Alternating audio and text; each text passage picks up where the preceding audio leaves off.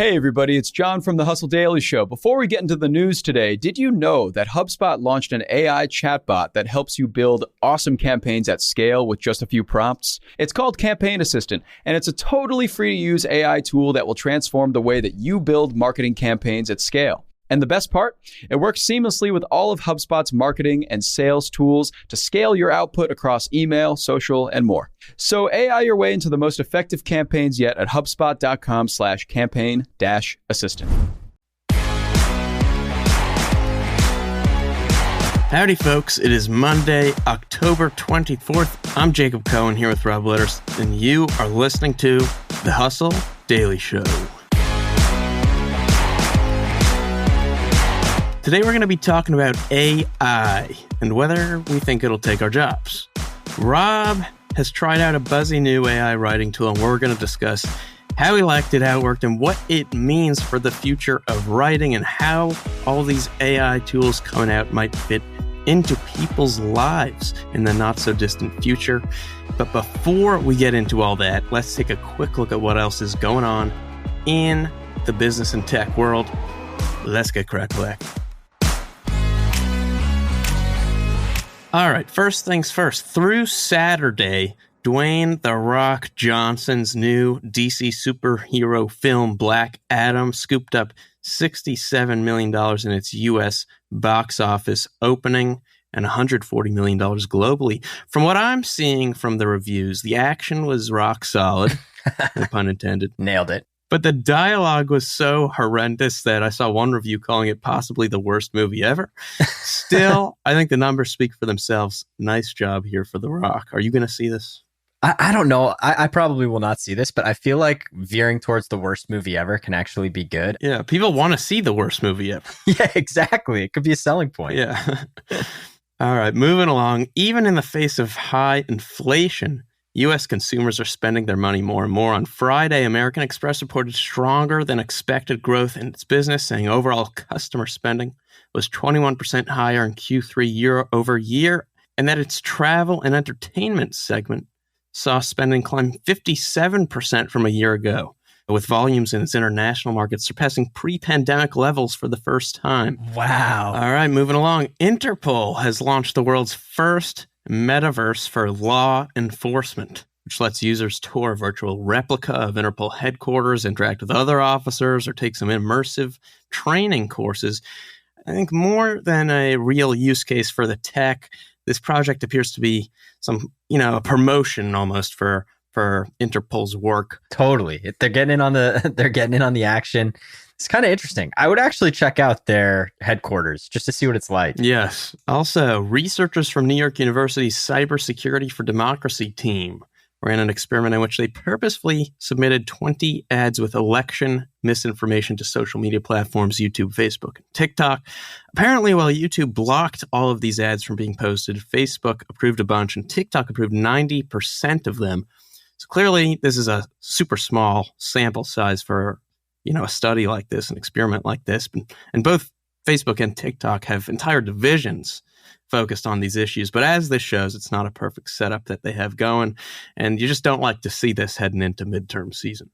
Amazon has discontinued Glow, which is its $300 projection touchscreen video chat device for kids.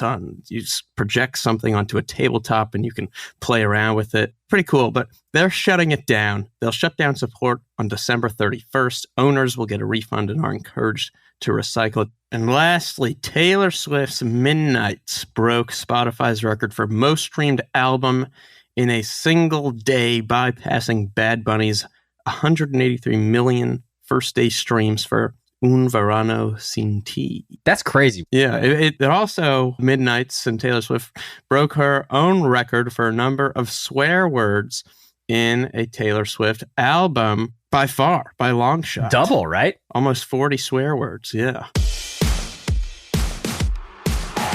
Rob, you tried out this new AI app to help writers basically get unstuck when they hit a bout of writer's block. What is the deal with this app? And then let's talk about, what it means big picture. Totally. Okay, so this app is called Lex. And basically what it is, like the simplest way to explain it, It basically is like Google Docs, but with GPT-3, which is an AI language model built into it. And so it was created by this guy, Nathan Bashez, who is a fellow writer, and he's also an engineer. He's a coder. I think he was an early employee at Substack, so he's definitely been around kind of the writing game for a while. Along with writing, he co-founded Every, which is a collection of business-focused newsletters. So this app is, I think, really kind of scratching his own itch. And it turned out that he kind of built something that I think a lot of people are really liking. But basically, the money feature of this app is after you've written a few lines in this Word document, you can click 3+ signs in a row, and GPT-3 will suggest what you write next. So it'll populate the document with like a few different suggestions for where you could go with whatever you're writing. Just like normal sentences, even. Exactly. Wow. And the crazy thing is, it's really good. Like the recommendations are really, really good. And even if you don't use them, it's the type of thing where it can at least kind of like set you in the direction that you want to go. It's really, really interesting. Like I didn't know what to expect before trying it, and got in there and was kind of blown away by what it could do. And I think that the interesting thing, like if you talk to Nathan about it or see what he wrote about it, a lot of people have kind of focused on GPT-3 kind of writing these entire pieces or articles, right? And like being able to tell, was this a human or was this AI? And his whole thing is like, no, like it's not about like AI writing everything itself. It's about AI kind of helping humans do better work. And I think this is definitely a step in that direction. And it's really kind of like a remarkable experience to play around with it. Right. Are there any kind of like drawbacks to this? Does it work perfectly, imperfectly? First, Lex only works in English for now, though Bashez says he's working on adding more languages. Second, GPT-3 isn't perfect, so sometimes the suggestions aren't quite on target. But overall, the app seems like a major step forward in using AI to assist with writing. And if you like kind of want to get a sense for how this app works, the last few things that I said answering Jacob's question were written by Lex using AI. That's why it sounded a little weird. Yeah, that's why it sounded a little bit broken over. It reads better if you read it in text, but yeah, the spoken word, it sounds a little bit awkward. But it made sense, which is pretty cool. Exactly. Yeah, I think looking at this tool, a few thoughts come to mind. I think first, we're still obviously very much in the early days of these tools, but not even, in my mind, not even as much in terms of the technology. What I think people still don't have a great idea of is how they're going to fit into people's lives and work and how people will use them. 100%. So first thing that I saw about Lex was this demo video that Nathan did of himself using it. And he kind of set it up, like talking about where he saw it fitting in. And this guy's a writer. He writes every day. Reminds me a lot of us. We write the newsletter. We're writing every day. And he's talking about how, I'm writing this piece. He was writing this piece about position, like product positioning. And he got stuck basically. And he's like, now, usually what I would do is, open up Twitter or like go into the next room and like distract myself or, find a million, like pick up my phone, which literally happens to me every single day. Like that, those three options, like 100% can relate to that. And he was like, but now I'm clicking this plus, and boom, like it actually kind of gives me a direction, steers me in a direction of where I should be going.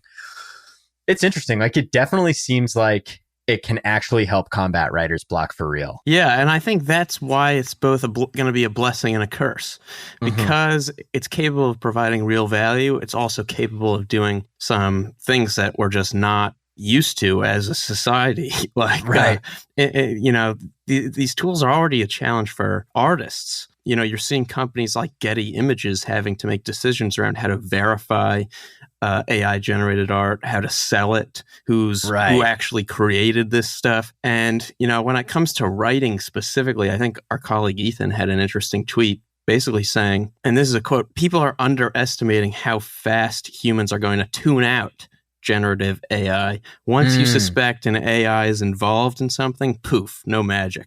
So he's saying there's no interest once, I think he has a real point. There's no interest if, like, let's say, you and I are probably not going to read a newsletter if we know the writer just had an AI spit the whole thing out. Totally. But maybe that's not true for everyone. And I think at the rate at which things are innovating, we're just not sure how these tools will fit into our lives, how people will use them, and how people will judge them too.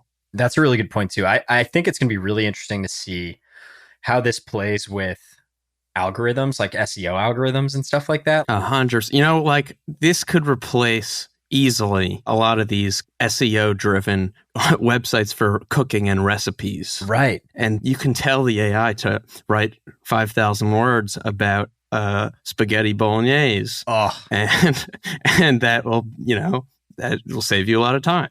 Totally. No, that's so true. And that is the most frustrating experience on the internet, I swear. And bada bing, bada boom, that's going to do it for us today. Thanks for tuning in to The Hustle Daily Show. We're a proud part of the HubSpot Podcast Network. Our editor today is Ezra Trupiano. Our executive producer is Darren Clark. I'm Jacob Cohen here with Rob Litterst. We've got a lot more tech and business coverage in our newsletter. If you are not subscribed, go get yourself signed up at thehustle.co/email. Have a marvelous Monday, and we'll see you tomorrow.